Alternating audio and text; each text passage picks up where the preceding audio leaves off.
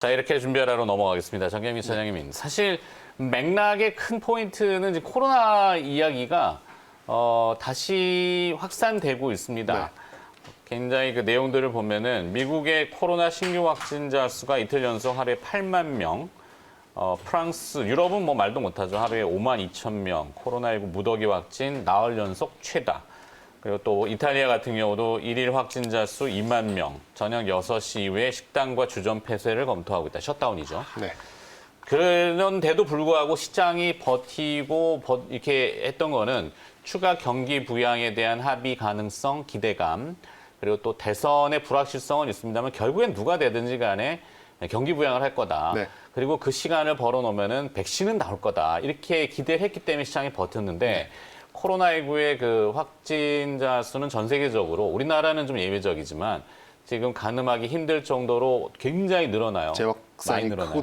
크게 되고 있죠. 네, 거기에 이제 앤서니 파우치 소장이 구두 발언을 한 게 지금 아침 아시아 쪽 지수 선물에는 좀 영향을 주는 것 같은데 코로나 백신의 대량 접종은 내년 말에나 가능할 거다.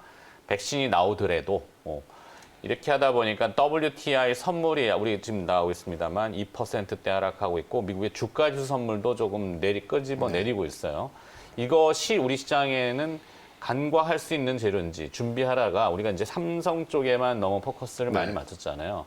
현실로 또 돌아와 봐야 되니까 조 얘기 좀 다뤄주시겠습니까? 역시 이제 시장에서는 뭐 지금 앞서서 짚어주셨던 이 경기 민감주들이 최근에 좀 강세를 보였던 뭐 그런 이유는 일단 기존에 너무 못 갔더라는 이제 좀 단순한 이유도 있겠습니다만 이제 말씀해 주셨듯이 경기 부양을 통해서 인플레이션이 나타나고 그런 인플레이션이 이제 점진적인 경기 부양, 경기 회복세를 잡아둘 것이다. 단 코로나가 한정적이라는 단서가 붙었을 때의 지금 요인인데 지금 이렇게 또 셧다운이 되고 뭐 프랑스는 뭐 밤 9시부터 새벽 6시까지 또 뭐 셧다운을 한다 뭐 이런 뭐 소식도 좀 들었었는데 그러면 다시 네. 경기가 매우 좀 위축될 수밖에 없는 이제 그런 상황으로 가고는 있습니다. 하지만 과거와는 좀 다르게 처음 맞았을 때와는 다르게 어떤 요인 같은 요인이라고 한다면 임팩트는 조금 떨어지기 마련이고요. 그리고 백신이 정식 출시가 뭐 내년 후반이 될 수도 있겠다라고는 볼 수는 뭐 이렇게 얘기가 좀 나오고는 있습니다만 뭐 이렇게 지금 긴급 승인이나 또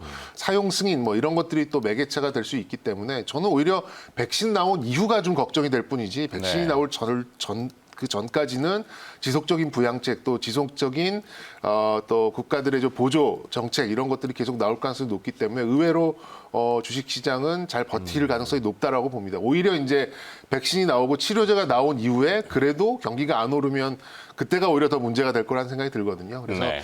지금 나오고 있는 그런 이 코로나의 재확산에 대한 것은 물론 이제 시장에 좀 발목을 잡을 가능성이 있습니다만 거꾸로 보면 하락을 키울 그런 이슈는 아니라고 좀 생각이 들어서 일단 또 연말도 있고 해서 뭐 요즘 횡보를 할 수밖에 없게 시장을 만들고 있다. 뭐 요걸 좀 다시 얘기 드리면 과거처럼 비싼 주식을 더 비싸게 주고 사는 그런 흐름보다는 정말 말도 안 되게 싼 주식들이 그래도 이제 바닥을 탈출하는 그러니까 말도 안 되게 싼 주식이 그냥 싼 주식이 되는 그런 수준으로까지는 좀 올라올 수 있는 핵심이 되는 것 같아요. 그래서 이제 제가 오늘 이렇게 준비하라의 제목을 첫 번째 한번 가볼까요? 안중에 있는 것들. 그래서 이제 수능. 그러니까 되게 시장을 마이크로하게 보는 겁니다. 되게 좀 단순하게 보는 거고요.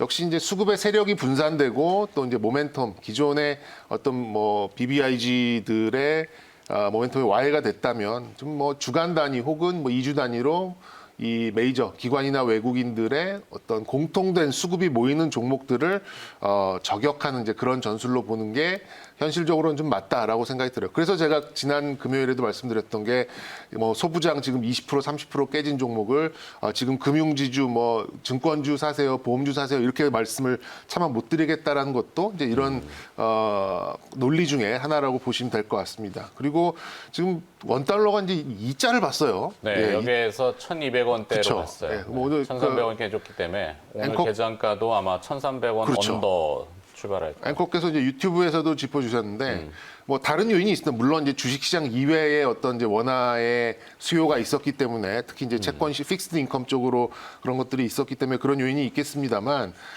물론 이제 단기적으로 좀 금융주를 건드리게 되는 뭐 요인도 되겠습니다만 역시 좀 시장은 그동안 보지 못한 그림에 대해서는 좀 거부감이 있을 수밖에 없거든요. 그러면 네. 뭐 수급이 계속해서 마찰적으로 나올 가능성이 높고 말씀드렸듯이 기존 주도주가 이렇게 좀 힘겨워하는 그런 상황이라면 역시 반대쪽에서 이렇게 스며드는 수급으로 나오는 기계적으로 나온 매수에 의한 그런 흐름은 지속될 가능성이 있다라고 봐집니다. 그래서 단순하게 말씀드리면 지금은 아주 말도 안 되게 쌌던 뭐 금융주나 경기 민감 섹터들이 약간의 레벨업을 하는 과정이지 그게 뭐 지속적인 모멘텀을 보일 가능성도 높지 않다라고 봐지고요. 그렇다고 과거의 주도주들이 다시 치고 나가는 이제 그런 상황도 아니기 때문에 뭐 저는 이제 급격한 뭐 우리나라도 뭐 대주주 요건이 다시 10억으로 올라가는 뭐 그런 급격한 변수가 나오기 전까지는 그냥 올해는 그냥 연말까지 이런 식으로 흘러갈 가능성이 매우 높다라고 봐져서 그러면 이런 상황에 대주주 양도세 차익 과세에 대해서는 시장의 목소리가 그냥 묻혀버리고 있죠. 네, 사면 되나요? 또? 그래서 저도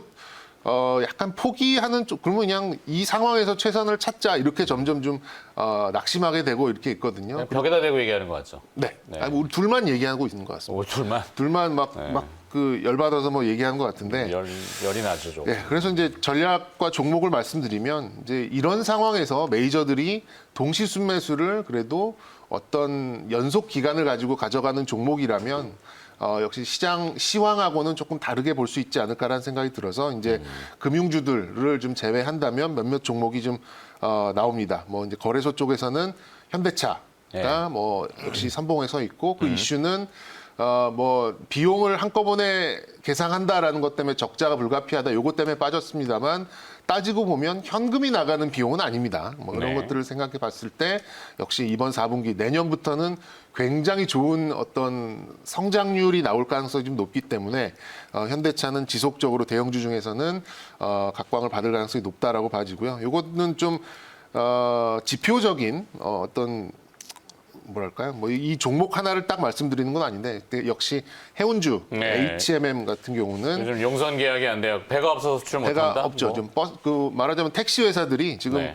다 좀 널브러져 있는 상황에서 그래도 무릅쓰고 이제 운행을 했던 회사들이 이제 이 생태계에 대해서 좀 각광을 받는 이제 그런 상황이기 때문에 HMM도 저는 조금 모멘텀이 더 나올 거라고 생각이 됩니다. 코스닥 쪽으로 봤을 때는 SFA라는 종목 제가 말씀드렸던 그런 지금 호가 종목인데요. 보니까 코스닥은 역시 많이 시장에서 소외될 또 그런 것 같아요, 관심이 보니까. 없어요. 지금 예. 뭐 하여튼 명확한 것들이 정해진 것들이 없어가지고 달려들지 그러니까 뭐가 이렇게 수급이 네. 없어요. 그리고 마지막 종목은 제가 오늘 공약주로 말씀드릴 거라서 잠시 후에 말씀드리도록 하겠습니다. 힌트 주셨군요. 네. 저기 여러분 좀 이따 다시 한번 들여다보는 네. 걸로. 자, 그러면 일단 오늘 또 관심 기업 리스트 상에 삼성전자가 제일 먼저 올라오겠죠. 네, 그거 정리해드리고 지난주 특징주도 좀 알아보도록 하겠습니다. 신민영 아나운서입니다.